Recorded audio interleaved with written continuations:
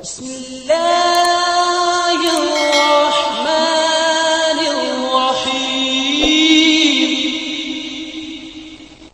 وہ اپنے دوست کے لیے نئی زندگی کے اندر خوشیاں مانگ رہے تھے، اے مالک کو اپنے دوست کے لیے، اپنے بھائی کے لیے دعائیں کر رہے تھے کہ اس کی آنے والی زندگی کو، شادی کو خانہ آبادی فرما دے۔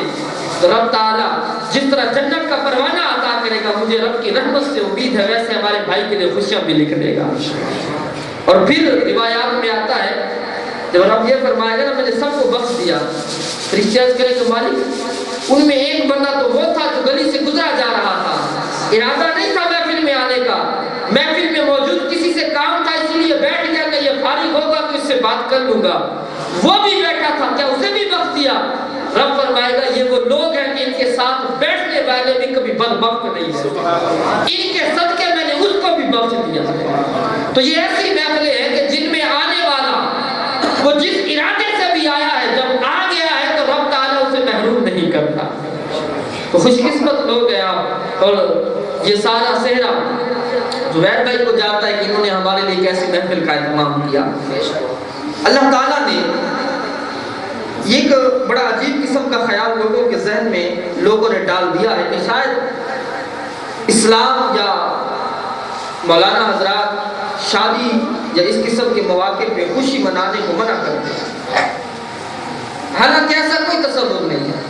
جب کسی نوجوان کی شادی ہوتی ہے تو وہ اگر یہ کہہ دے کہ میں اپنی شادی پہ ڈھول والوں کو نہیں بھگاؤں گا، میری شادی پہ گانے باز نہ ہو، تو گھر کی خواتین بھی کہتے ہیں، دوست بھی کہتے ہیں یار شادی اور فوجی میں کوئی فرق تو نظر آنا چاہیے۔ میں کہتا ہوں تمہیں اتنا بھی پہچان نہیں ہے کہ شادی اور فوجی میں تمہیں فرق نظر نہیں آتا، کیونکہ خوشی اور غمی دل کی کیفیت کا نام ہے، خوشی اور غمی دل کی کیفیت کا نام ہے۔ عین ممکن ہے کہ آپ کسی فوجی میں موجود ہو مگر آپ کے دل میں خوشی موجود ہو، یہ ممکن ہے کیونکہ یہ دل کی کیفیت کا نام ہے۔ اور عین ممکن ہے کہ آپ کسی شادی میں موجود ہو مگر آپ کے دل کے اندر غم ہی غم بھرا ہوا ہو۔ کیوں؟ کیونکہ خوشی اور غمی تو دل کی کیفیت کا نام ہے۔ تو بھائی جس ماں کے بیٹے کی شادی ہوگی، جس باپ کے لخت جگر کی شادی ہوگی، تو ڈھول ہو یا نہ ہو اس کو خوشی اس کے دل کے اندر ویسے ہی محسوس ہو رہی ہوگی۔ اور پھر جب ایسی موقع آتے ہیں تو اسلام کبھی منع نہیں کرتا۔ اسلام کیا فرماتا ہے؟ رب قرآن میں فرماتا ہے قُلْ بِفَضْلِ اللَّهِ وَبِرَحْمَتِهِ فَبِذَلِكَ فَلْيَفْرَحُوا هُوَ خَيْرٌ مِّمَّا يَجْمَعُونَ۔ ارشاد فرمایا محبوب اپنے امتیوں سے فرما دیجئے جب اللہ کا فضل ہو، اللہ کی رحمت ہو، تو اللہ کے فضل اور اللہ کی رحمت پہ خوشی کیا کریں، اللہ کے فضل اور اللہ کی رحمت پہ خوشی کیا کریں۔ اب نکاح سنت ہے، اللہ کا فضل ہے یا نہیں ہے؟ ایک شخص سنت رسول پہ عمل کر رہا ہے، یقیناً اللہ کا فضل اور اللہ کی رحمت ہے، تو اس کے خوشی کا حکم اور اس کے منانے کا حکم تو رب نے دیا ہے، مگر خوشی کیسے منائے؟ ایسے نہیں کہ سنت پہ عمل کرتے کرتے حرام کام کر جائیں، ایسے منائے۔ یہ کیسی خوشی ہے کہ کام ہم سنت کر رہے ہیں اور اس سنت پہ عمل کرتے ہوئے ہم کہیں حرام کام کر جائیں تو اس سنت کا ثواب کہاں نصیب ہوگا؟ تو نکاح سنت ہے، اس سنت پہ عمل کرتے کرتے ہم کتنے حرام کام کر جائیں اور پھر کہیں ہم سنت کے نکاح ادا کر رہے تھے، یہ کہنا ہمارا کس قدر عجیب و غریب ہوگا۔ تو اسلام منع نہیں کرتا کہ خوشی نہ کرو، اسلام کہتا خوشی مناؤ، مگر اس طور پہ مناؤ خوشی کہ شریعت کے دائرے کے اندر رہ رہ کے خوشی مناؤ، کوئی کام ایسا نہ ہو کہ جو شریعت کو مقصود اور مطلوب نہ ہو، ایسا کوئی کام نہ ہو۔ اور پھر اس معاملے میں قرآن کا پیغام، بلکہ میں یوں کہوں کہ ساری زندگی کے حوالے سے، انسان کی ساری زندگی کے حوالے سے، صرف شادی کی بات نہیں ہے، صرف غمی کی بات نہیں ہے، پوری زندگی کے حوالے سے قرآن نے ایک بات ارشاد فرمائی ہے اور فرمایا وَأَنْتُمُ الْأَعْلَوْنَ إِن كُنتُم مُؤْمِنِينَ، فرمایا تم اس وقت تک سر بلند ہو جب تک تم مومن ہو، جب تک تم مومن ہو، ایماندار ہو، اس وقت تک تم عزت دار بھی ہو۔ یہ عزتیں، یہ سروں پہ تاج عزتوں کے، یہ کس وجہ سے ہیں کہ ہم مومن ہو تب یہ عزتوں کے تاج نصیب ہوں گے۔ اگر ایمان کی دولت نہیں ہے تو پھر عزت ہی نصیب نہیں ہوگی۔ آپ اس ایمان کو اگر آپ سمجھنا چاہیں، ایمان کسے کہتے ہیں؟ ہمارے علماء نے لکھا ایمان کس چیز کا نام ہے؟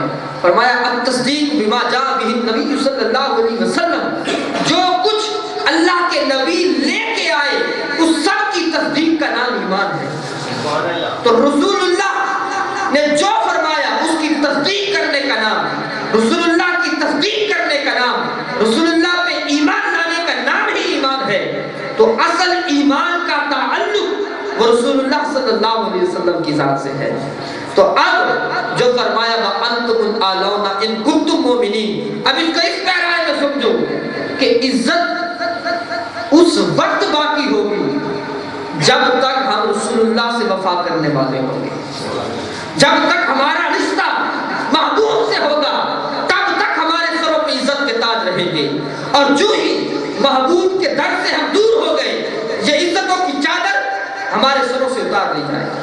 یہی وجہ ہے وہ 313 تھے، وفا کا رشتہ استوار تھا، ہزاروں پہ غالب آ گئے۔ آج 2 ارب کی تعداد میں مسلمان دنیا میں موجود ہیں، باوجود اس کے مغلوب سے مغلوب ہوتے جا رہے ہیں۔ کیوں؟ کیونکہ آج ہمارا وفا کا رشتہ حضور سے کمزور ہو گیا ہے۔ آج وفا کا رشتہ کمزور ہو گیا ہے، اور جب وفا کا رشتہ مضبوط تھا تو 313 کیسے تھے؟ اللہ اکبر! جب غزوہ بدر کی بات آئی اور اصحاب بدر نکلے حضور کے پیچھے پیچھے، اور جب نکل رہے تھے بازاروں سے تو بازاروں میں موجود یہودی اور نصرانی مسلمانوں کو دیکھ کے ہنس رہے تھے۔ کیوں؟ صحابہ کرام کے لباس پھٹے ہوئے، ٹوٹی ہوئی تلواریں، وہ بھی چند سواری کے جانور نہیں، جن کے پاس تلواریں نہیں، ایمان کی قوت دیکھیے، انہوں نے کھجور کی شاخیں توڑ لی تھی۔ اور یہودی ہنسنے لگے، کہنے لگے تمہارے پاس کچھ نہیں ہے، نہ کھانے کا کوئی سامان ہے، نہ جنگی سامان ہے کوئی، اور تم جا رہے ان سے مقابلہ کرنے جو ہزاروں کی تعداد میں ہے، جن کے پاس راشن بھی واقعی مقدار میں ہے، جن کے پاس آلات ضرب و حرب بھی موجود ہیں، تم بھلا ان سے مقابلہ کیسے کرو گے؟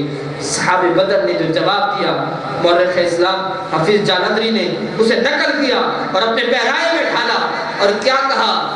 نہ تیغ و تیر پر تکیا، نہ خنجر پر، نہ بھالے پر، بھروسہ ہے خدائے پاک پر اور لولاک والے پر۔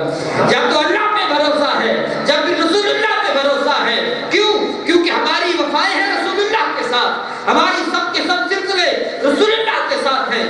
جب ان کے قدموں پہ جا رہے ہیں، ان سے وفا کا سلسلہ ہے، تو پھر تلوار پہ بھروسہ نہیں کر رہے، آمنہ کے لال پہ بھروسہ کر رہے ہیں۔ اور پھر وہ وقت بھی آیا، صحابہ کہتے ہیں، صدیق اکبر راوی ہے، فرماتے ہیں حضور کے لیے ہم نے خیمہ بنایا، مسجد عریش بنائی، اس میں حضور آرام فرمایا، چادر مبارک سر پہ، سر مبارک جھکا ہوا ہے، اب میرے حضور ایک دعا کر رہے ہیں۔ صحابہ کہتے ہیں ایسی ناز والی دعا حضور نے کی جو حضور کے علاوہ نہ آج تک کسی نے کی، نہ کوئی کر سکتا ہے، نہ کوئی قیامت تک کر سکتا ہے۔ میرے محبوب نے کیا کہا؟ یہ دعا سے محبوبی رب کی بارگاہ میں کر سکتا ہے۔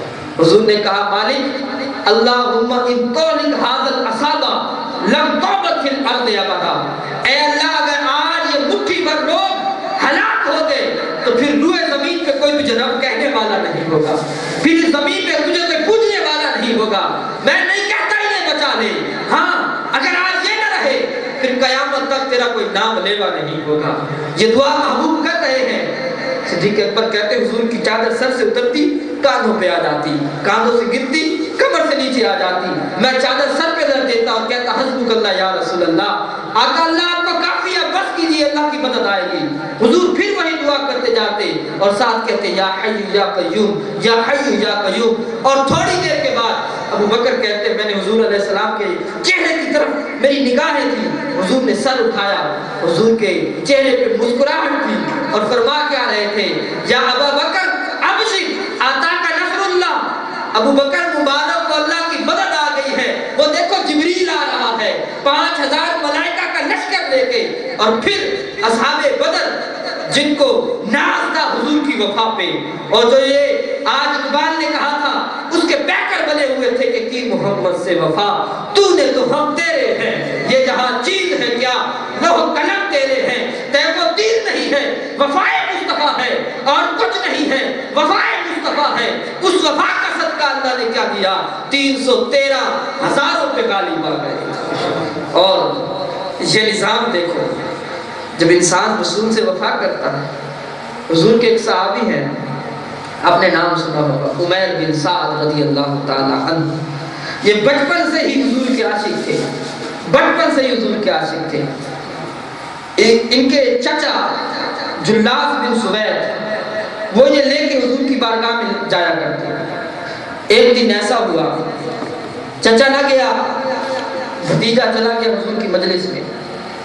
حضور علیہ السلام نے جو بات فرمایا، عمیر بن سعد کہتے ہیں وہ قیامت سے متعلق بات تھا۔ واپس آئے، چچا کو کہا چچا جان آپ تو نہیں گئے تھے، آؤ میں آپ کو حضور کی مجلس میں جو کچھ میں نے سنا ہے آپ کو سناتا ہوں۔ چھوٹا سا بچہ کا مشکل سے بول سکتا تھا، علماء لکھتے ہیں ابھی توتلی آواز تھی اس کی، بول نہیں سکتا تھا۔ وہ عرض کرتا یا اے چچا میں جو سن کے آیا ہوں وہ بتاتا ہوں، اور پھر اس نے قیامت کی نشانیاں بیان کی اور کہتا ہے کہ حضور نے ایسے بیان کیا کہ گویا میں اپنی آنکھوں سے قیامت کو دیکھ رہا ہوں۔ یہ عمیر بن سعد چھوٹے سے بچے کہتے ہیں۔ جب اس عمیر بن سعد نے یہ بات کی نا تو جلاب بن سوید جو اصلی بدبخت تھا وہ اپنے بھتیجے سے کہنے لگا ان کانا محمد صادقا لو کنت اشر من الحمیم، اگر محمد سچا ہے معاذ اللہ تو پھر ہم تو گدھے سے بھی جلد بنے ہیں۔ جب عمیر بن سعد نے یہ بات سنی تو اس کے پاؤں تلے سے زمین نکل گئی، یہ میرا چچا منافق نکلا جو مجھے پکڑ کے حضور کی بارگاہ میں لے جایا کرتا تھا۔ عمیر بن سعد پریشان ہوا یہ کیا ہوا، اور عمیر بن سعد چچا کو کہنے لگے میرے چچا اب دیکھو اس وقت میں دو راہیں پہ کھڑا ہوں، دو راستے ہیں میرے سامنے، ایک راستہ تو یہ ہے ان اخونا میں خیانت کر جاؤں اللہ اور اس کے رسول سے، اور دوسرا راستہ یہ ہے کہ جو کچھ تو نے کہا ہے ان اخبر رسول اللہ صلی اللہ علیہ وسلم، جو کچھ کہا ہے میں سارے کا سارا حضور کو جا کے بتا دوں، پھر جو حضور فرمائے حضور کی مرضی، اور کہا میں یہی راستہ اختیار کروں گا جو کچھ تم نے کہا۔ ساتھ ہی عمیر بن سعد کا تاریخی جملہ کہا چچا آج تک دنیا میں محبوب کے بعد سب سے زیادہ تم محبوب تھے، کیونکہ انگلی سے پکڑ کے حضور کی بارگاہ میں لے جایا کرتے تھے، اور آج کے بعد دنیا میں میں تم سے زیادہ کسی سے نفرت نہیں کرتا۔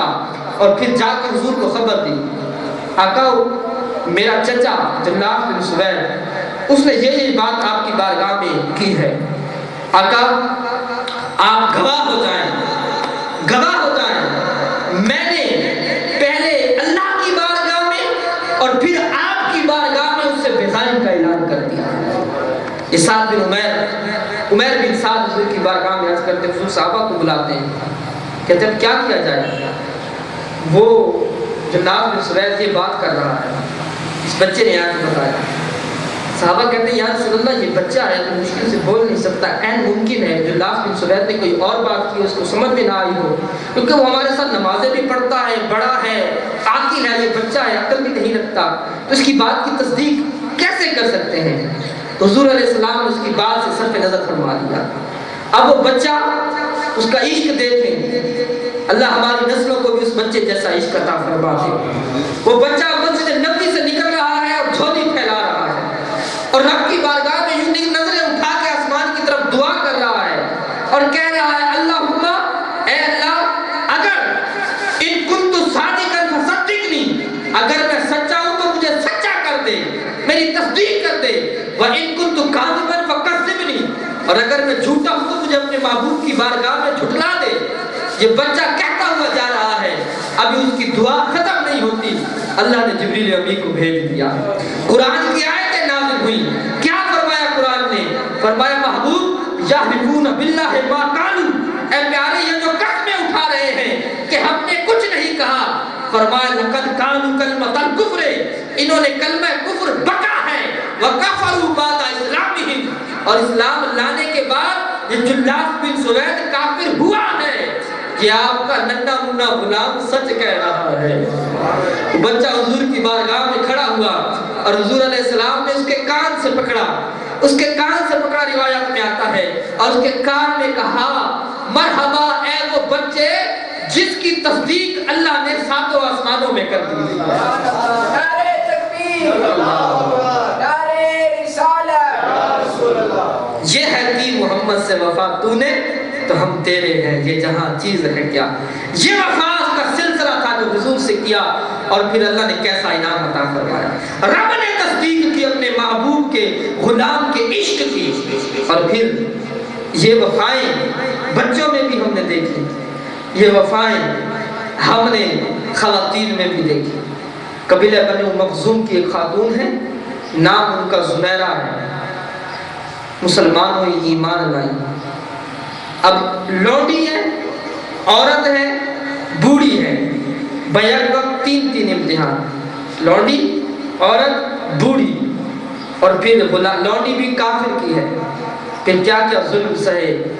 ایک دن ایسا ہوا کہ ظالم نے گردن میں رسا ڈالا اور اس زور سے تاؤ دیا کہ حضرت زنیرہ کی آنکھیں باہر نکل آئیں اور آنکھوں کا نور چلا گیا.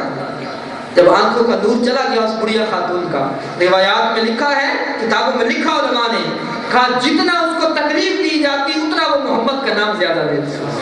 اور لکھا علماء نے کہ اس کی ہڈیوں کے اندر گودا نہیں بھرا ہوا تھا بلکہ عشق رسول بھرا ہوا تھا. اب جب آنکھیں چلی گئی, اس کا جو آقا تھا ظالم, اس نے کہا دیکھ لات اور عزا نے تیری آنکھیں چھین لی ہیں. تو حضرت زنیرہ کہنے لگی لات اور عزا کو تو یہ بھی نہیں پتا میری عبادت کون کرتے ہیں, وہ بھلا میری آنکھیں کیا چھینیں گے. تو وہ بدبخت